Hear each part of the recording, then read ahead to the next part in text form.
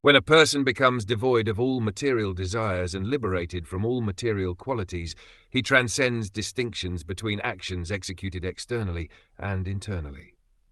At that time, the difference between the soul and the supersoul, which was existing before self-realization, is annihilated. When a dream is over, there is no longer a distinction between the dream and the dreamer. As described by Srila Rupa Goswami, one must be devoid of all material desires. When a person becomes devoid of all material desires, there is no longer need for speculative knowledge or fruitive activities. In that condition, it is to be understood that one is free from the material body. The example is already given above. A coconut which is dry is loosened from its outward husk. This is the stage of liberation. As said in Srimad Bhagwatam, mukti, liberation, means svarapanaviyavashtiti, being situated in one's own constitutional position.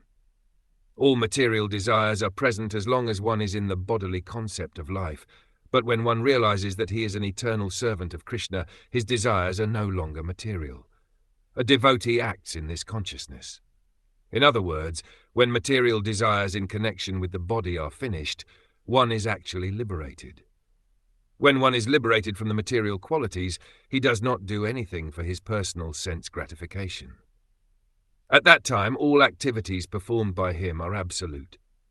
In the conditioned state, there are two kinds of activities. One acts on behalf of the body, and at the same time he acts to become liberated.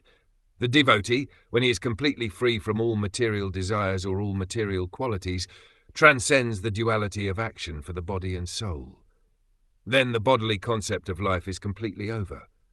Therefore, Srila Rupa Goswami says, when one is completely fixed in the service of the Lord, he is a liberated person in any condition of life. He is called Jivan Mukta, liberated even within this body. In such a liberated condition, there is no distinction between actions for sense gratification and actions for liberation. When one is liberated from the desires of sense gratification, he has no longer to suffer the reactions of lamentation or illusion. Activities performed by the karmis and jhanis are subject to lamentation and illusion, but a self-realized liberated person acting only for the Supreme Personality of Godhead experiences none. This is the stage of oneness, or merging into the existence of the Supreme Personality of Godhead.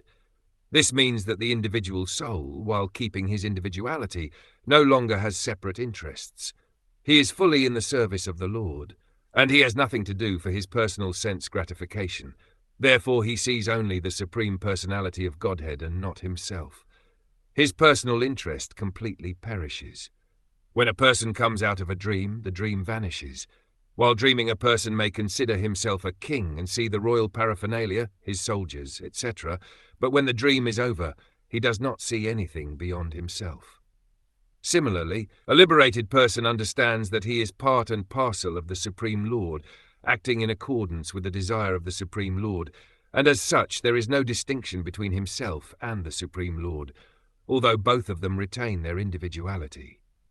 Nityo Nityanam Setanash Setananam. This is the perfect conception of oneness in relation to the supersoul and the soul.